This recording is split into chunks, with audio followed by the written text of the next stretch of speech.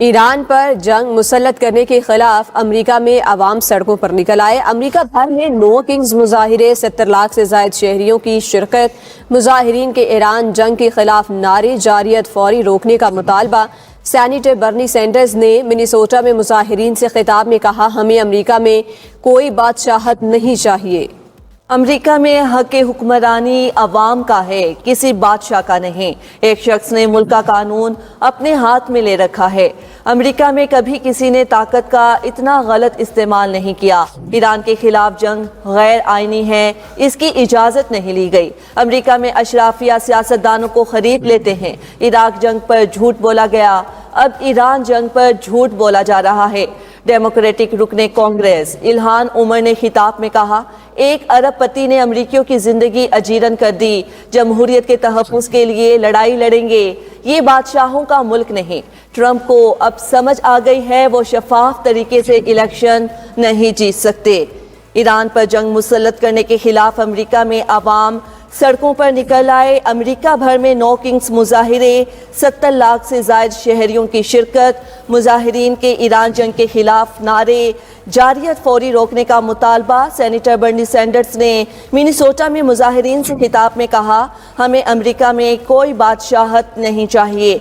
America में हक हुक्मरानी अवाम का है, किसी बादशाह का नहीं। एक शख्स ने मुल्क का कानून अपने हाथ में ले रखा है। अमेरिका में कभी किसी ने ताकत का इतना गलत इस्तेमाल नहीं किया।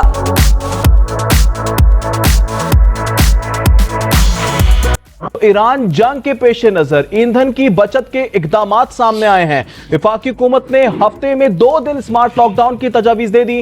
वफाक ने तजावीज सूबों आजाद कश्मीर और गिलगित बल्तिस्तान हुकूमतों को भी भिजवा दी हैं। इस हवाले से मजीद बात कर लेते हैं। ब्यूरो चीफ इस्लामाबाद ताई चौधरी हमारे साथ मौजूद हैं। ताई चौधरी मजीद बताएगा, तजावीज पेश की गई हैं, 2 दिन स्मार्ट लॉकडाउन लगाया जाएगा। जी, वफाक ने मुख्तलिफ तजावीज़ का जो ड्राफ्ट है वो सूबों को शेयर किया है। उनसे कहा है कि उस पर गौर करके इस पर कंसेंसस पैदा करें।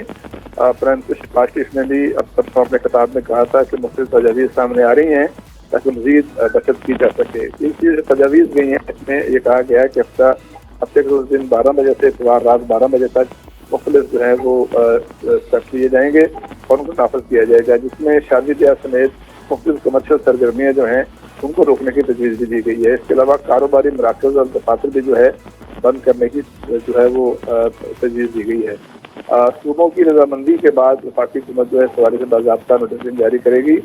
तजवीज़ ये दी गई है कि ये स्मार्ट लॉकडाउन जो है वो 4 अप्रैल से शुरू किया जाए और उसके बाद उस वक्त तक जारी रखा जाए जब तक सिचुएशन नॉर्मल नहीं होती। ब्यूरो चीफ इस्लामाबाद ताई चौधरी हमें अपडेट कर रहे थे, आपका शुक्रिया।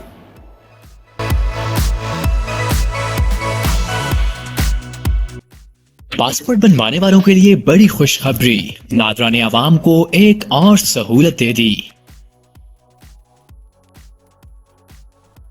पासपोर्ट बनवाना हुआ आसान, नया निजाम, नई सहूलतें, आवाम के लिए बड़ी खुशखबरी आ गई। महकमा पासपोर्ट्स ने मुल्क भर और बैरून मुल्क दरख्वास्तों की वसूली, प्रिंटिंग और डिलीवरी की रियल टाइम मॉनिटरिंग का जदीद तरीन निजाम मुतारिफ करा दिया है। पासपोर्ट बनवाने के ख्वाहिशमंद अफराद को लंबी कतारों और फॉलो अप की परेशानी से निजात मिलने वाली है। मीडिया रिपोर्ट्स के मुताबिक डीजी पासपोर्ट की हदायत पर इस्लामाबाद हेडक्वार्टर्स में खसूसी मॉनिटरिंग रूम कायम कर दिया गया है, जहाँ एक डिजिटल इंटीग्रेटेड डैशबोर्ड के जरिए हर मरहले की निगरानी मुमकिन हो गई है। अब सारिफ की दरख्वास्त प्रिंट होने से लेकर डिलीवरी तक हर स्टेज पर नजर रखी जाएगी। सिर्फ यही नहीं, नए सिस्टम से दफातर में रश, मशीनरी स्टेटस और स्टाफ की कारकर्दगी भी मॉनिटर होगी।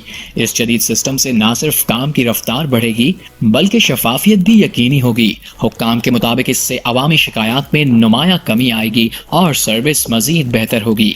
ताज़ा तरीन शेड्यूल के तहत 36 सफ़ात पर मुश्तमिल पासपोर्ट की फीस आम ज़िम्रे के तहत 5 साल के लिए 4,500 रुपए और 10 साल के लिए 6,700 रुपए है, जबकि अर्जेंट पर बिल तरतीब 7,500 और 1,100-200 रुपए है। 72 सफ़ात पर मुश्तमिल पासपोर्ट की आम फीस 5 साल के लिए 8,200 रुपए और 10 साल के लिए 12,400 रुपए मुकर्रर की गई है, जिसकी अर्जेंट फीस 13,500 और 20,200 रुपए मुकर्रर की गई है। इसी तरह 100 सफ़ात पर मुश्तमिल पासपोर्ट की कीमत 5 साल के लिए 9,000 रुपए और आम कैटेगरी के तहत 10 साल के लिए 13,500 रुपए होगी, जबकि अर्जेंट इजरा पर बिल तरतीब 18,000 और 27,000 रुपए वसूल किए जाएंगे।